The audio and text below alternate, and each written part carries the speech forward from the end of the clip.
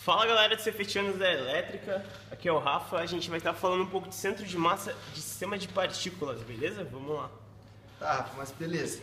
O que é, para que serve e como localizar o centro de massa no sistema de partículas? Beleza.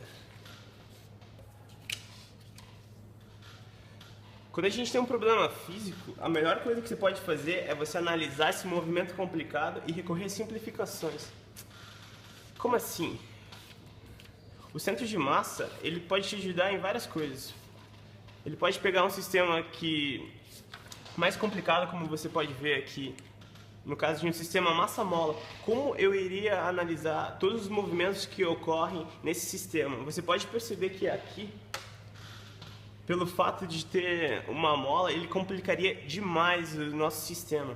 Então o que você faz? Você pode fazer uma simplificação e simplesmente encontrar o centro de massa desse sistema aqui, que você vai conseguir fazer todas as contas necessárias, porque quando você encontra o centro de massa, a velocidade, a aceleração, elas são as mesmas para todo o sistema. Então a velocidade que tiver aqui vai estar aqui, vai estar aqui, vai estar aqui em todos os sistemas. Um erro comum quando os estudantes vão estudar o centro de massa de um sistema de partículas é quando você tem você tem algo que tem uma massa muito grande como a Terra, ele tem uma emissão muito grande, aí no caso você vai pegar a Lua que está girando em volta dela. O que vai acontecer? Você vai pegar o centro de massa e tu vai achar que está acontecendo aqui, que a Lua está girando bem no meio do centro desse cara aqui, ele está fazendo esse movimento, mas na verdade está errado, porque o centro de massa exatamente está nesse ponto aqui. Então tá, vamos pegar uma definição para ficar um pouco mais claro. O centro de massa de um sistema é o ponto que se move como se toda a massa do sistema estivesse concentrada neste ponto, ou seja, é como se eu pudesse representar esse desenho inteiro aqui simplesmente por um ponto, beleza? Todas as forças externas estivessem aplicadas nesse mesmo ponto, como eu falei, força e aceleração. Então tá, vamos dar uma olhada melhor aqui. Neste caso aqui, a gente pode... Tudo que tu faz em física, cara, você tem que estipular um referencial, ou não vai funcionar. Então a gente pegou aqui duas massas, a massa 1, dois objetos, duas partículas pode ser, a massa 1 e a massa 2, e a gente colocou a massa 1 exatamente no início do nosso sistema de partículas. E como você pode ver aqui, o M2 está a uma distância D do centro, e este aqui é o centro de massa do sistema de duas partículas, beleza? Vamos estar pensando em algumas coisas agora. Tá, então beleza, a gente tem esse sistema aí, mas o que acontece se, por exemplo, a massa 2 for igual a zero? Tá, vamos lá então. O que acontece se a massa 2 for igual a zero? Vamos estar fazendo aqui para a gente ver que é a melhor maneira de explicar. M1 por M2. O que acontece quando você pode ver? Qualquer número dividido por zero é zero.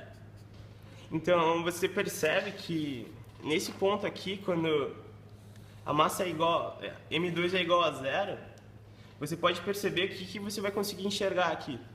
Que o centro de massa vai estar exatamente neste ponto aqui, ó, na origem do sistema. Beleza? Vamos pegar um outro exemplo aí. Beleza, e agora? E o que acontece se a massa 1 for igual a zero? Beleza, vamos fazer lá. O que acontece quando a massa 1 for igual a zero?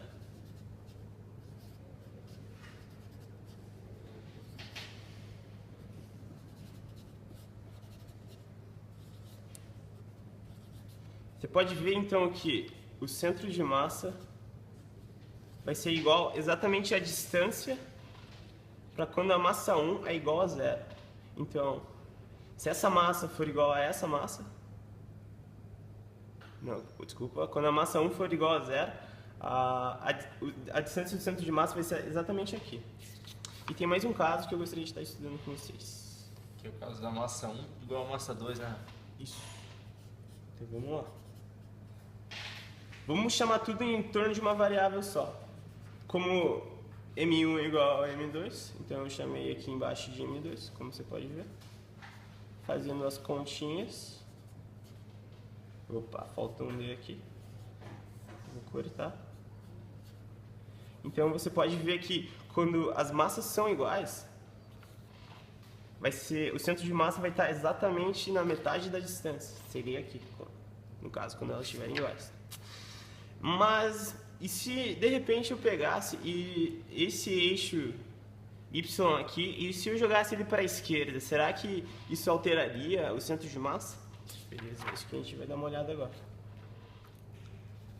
Então tá, você pode ver o eixo de coordenada Y ele foi um pouco para a esquerda, e essa aqui é a representação do centro de massa. Você pode notar que quando o eixo Y é deslocado para a esquerda, a posição relativa do centro de massa permanece a mesma, exatamente igual aqui.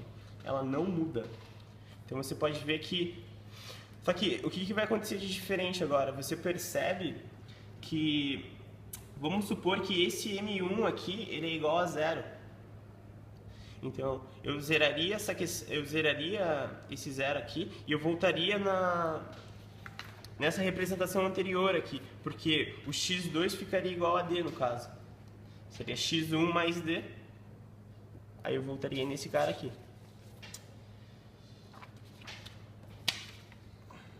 E como a gente fica com essa fórmula aqui, é interessante a gente ter algo para trabalhar, porque nos exercícios eles vão pedir, por exemplo, que você estabeleça relações de onde está o centro de massa no eixo X, no eixo Y, e como é que tu vai fazer isso aí. Se eu pegar N partículas, se você quiser adicionar mais partículas ou massas, você vai pegar N partículas que estão posicionadas ao longo do eixo X, no caso aqui, né? Vai ter um eixo aqui. Aí vai ter uma massa aqui, e elas vão ter posições relativas. Aí o que é que vai acontecer?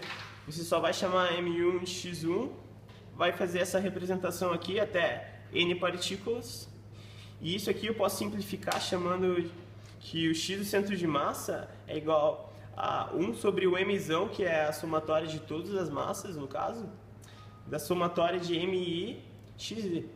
Fácil, né, cara? Sem erro aí. E se fosse para você ter uma ideia, é exatamente igual. Se eu fosse pegar, por exemplo, no eixo Y, seria a mesma coisa. Só que em vez de colocar ali um X, eu colocaria o Y. E assim seria igual para o Z. O Z é a mesma coisa. Por que é importante saber isso aqui? É isso que a gente vai estar vendo na próxima aula. Valeu!